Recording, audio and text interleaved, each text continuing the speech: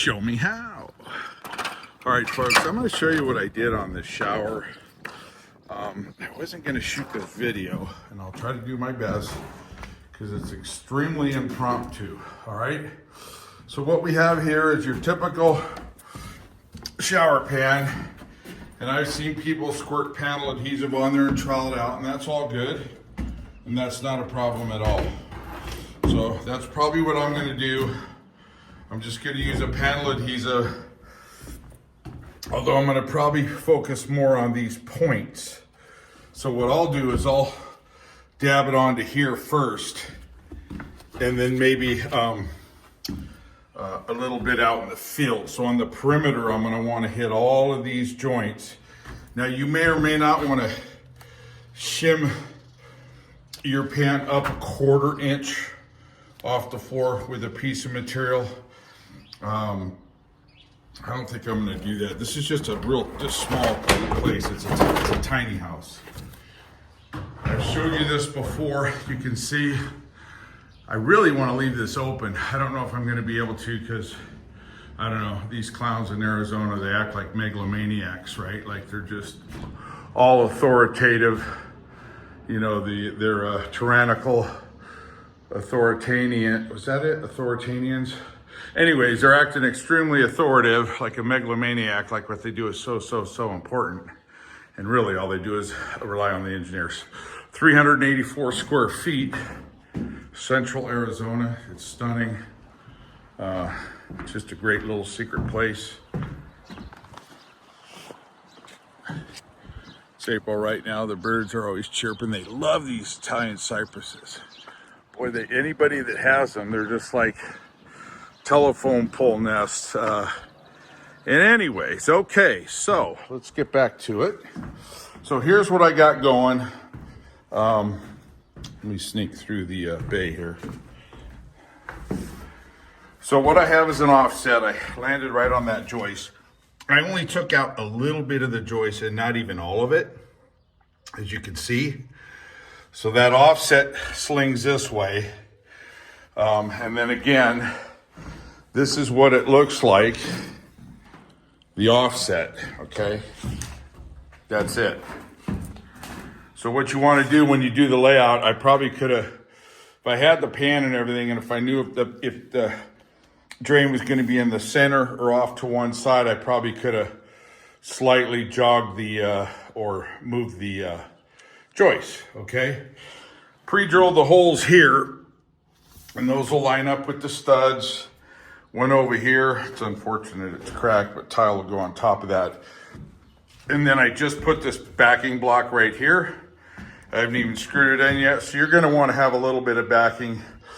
Otherwise, this side right here, this return, these are your returns at your back wall. That return right there would not hit anything, okay?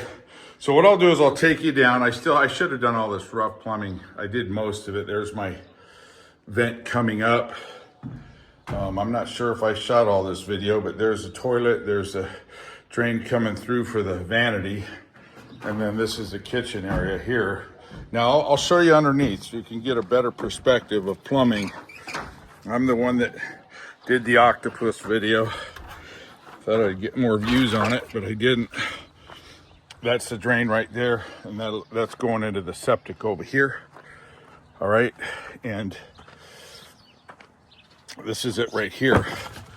Okay, so what'll happen is this, I've just temped it, okay, so it wouldn't move around. Okay, come on. Okay, what'll happen is this will, oh gosh, it's amazing how when you don't want something to hold, it'll hold.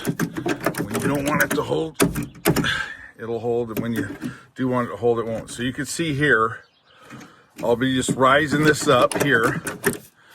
Boy, that thing is, oh, it's got some, it's up there on the little stubs right here. They're little lock stubs. So anyways, that'll come in right here. That's the offset here. So I bored out a little bit of the joist. And you can get shoes for this, all right? But I don't think that'll be a problem. Shouldn't be. This is a drain coming in. You want a little bit of a slope, eighth per foot or whatever. they can eyeball it's good enough, and you can see how all of this is sweet all the way down. You can see from the joist the gappage, okay? Same way here, you can see from the joist the gappage coming down. And then this is coming off of that sink and act as a vent.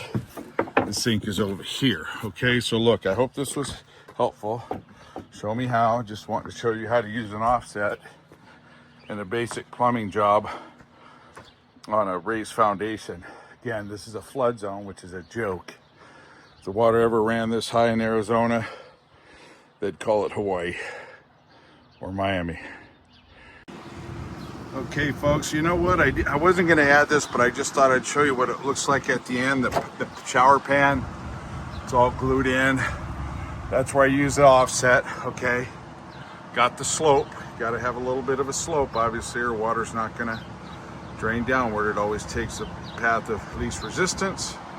So if your slope is sloping in reverse, meaning back up into your fixture, then it's not going to drain, okay? So here's what it looks like. I put the clamp on just for the heck of it, and this thing's rock solid. All right, let's keep it going.